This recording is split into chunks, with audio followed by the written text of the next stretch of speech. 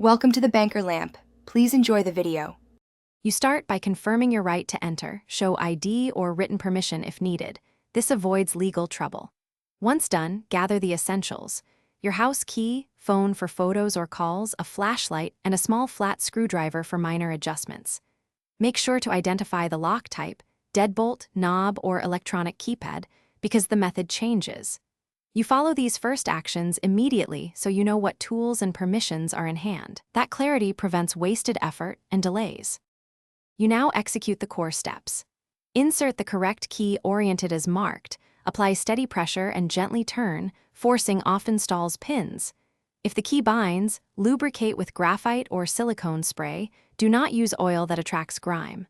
For electronic keypads, enter the code deliberately, wait 1 to 2 seconds for confirmation tones or lights, then turn the handle. If a deadbolt resists, retract the bolt slightly with slight back-and-forth motion while turning the key. This aligns. You finish by securing entry and addressing problems. If the key won't turn, back it out a quarter turn, wiggle gently, then retry. Avoid brute force to prevent breakage. Once inside, test the lock a couple of times and relubricate if needed.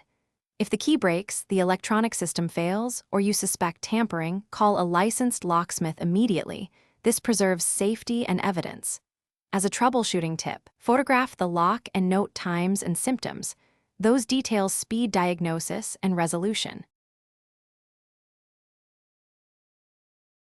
Thanks for watching. If this was helpful, leave a like and consider subscribing. See you next time.